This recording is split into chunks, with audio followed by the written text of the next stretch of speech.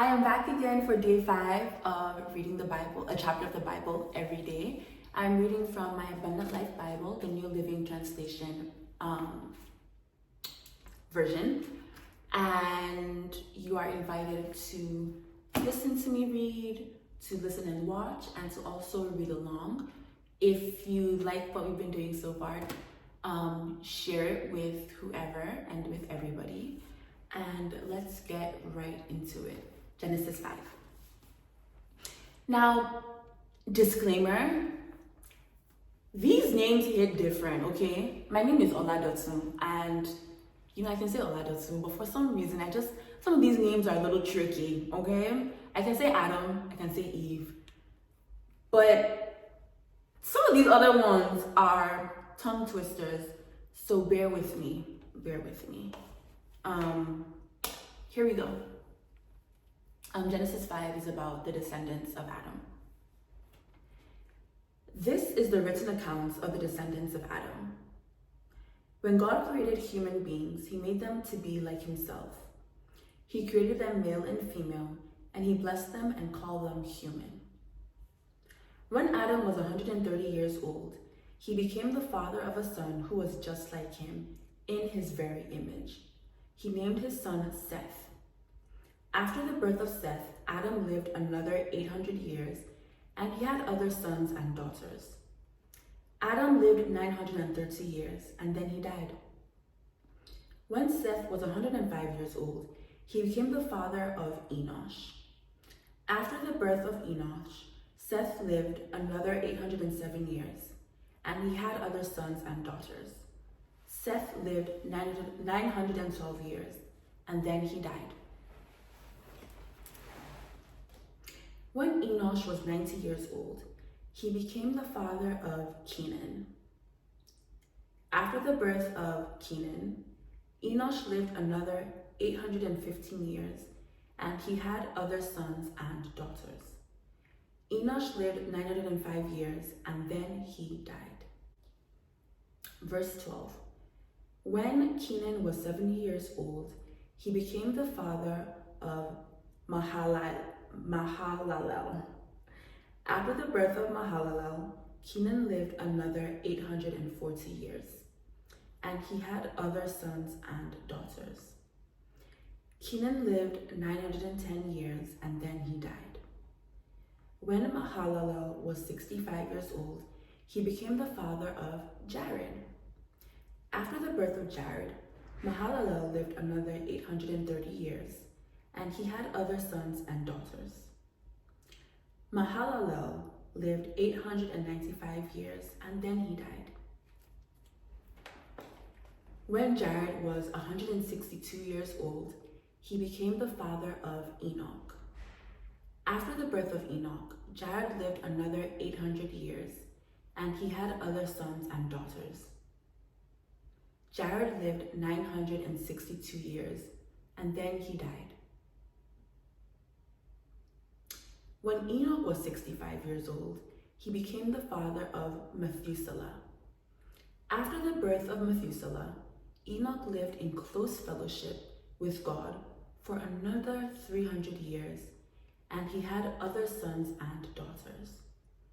Enoch lived 365 years, walking in close fellowship with God. Then one day, he disappeared because God took him. When Methuselah was 187 years old, he became the father of Lamech. After the birth of Lamech, Methuselah lived another 782 years, and he had other sons and daughters. Methuselah lived 969 years, and then he died. When Lamech was 182 years old, he became the father of a son.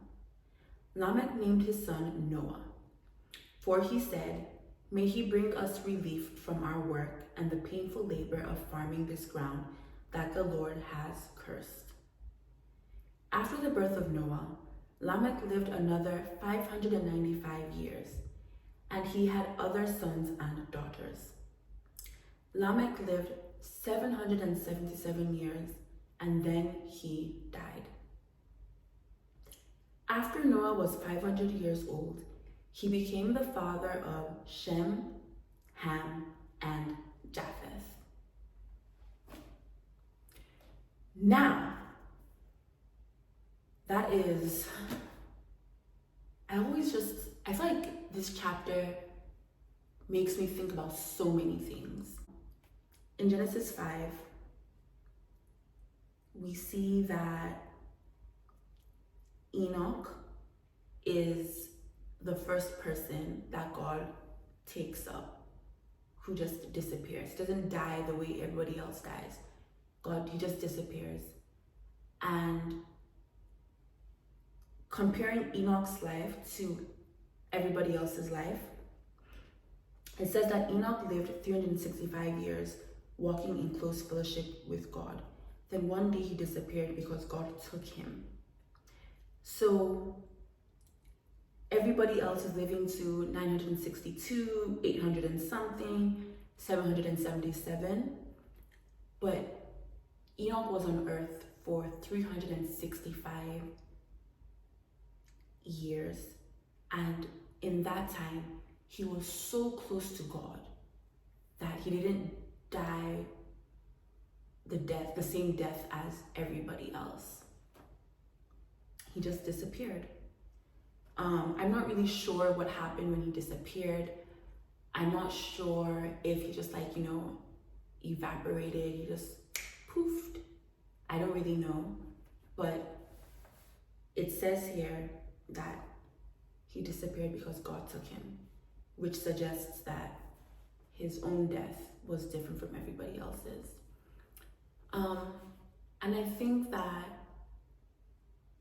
Enoch is also like a good person to emulate, whereby you're in such right standing with the Lord God Almighty that he is almost forced, because you can't force God to do anything, but he's forced to treat you so well, treat you so differently, to make you the exception because of the kind of fellowship that you have with him, because of the kind of relationship that you have with him. So from today's reading of Genesis 5, I think that is the person of character that stands out, that we should, kind of think about and go over and spend some time, studying and using to examine ourselves. That is today's reading. Thank you for joining me. I will see you tomorrow for chapter 6 of Genesis, which is day 6 of reading the Bible every day. But I hope you enjoyed day 5. See you tomorrow. Bye.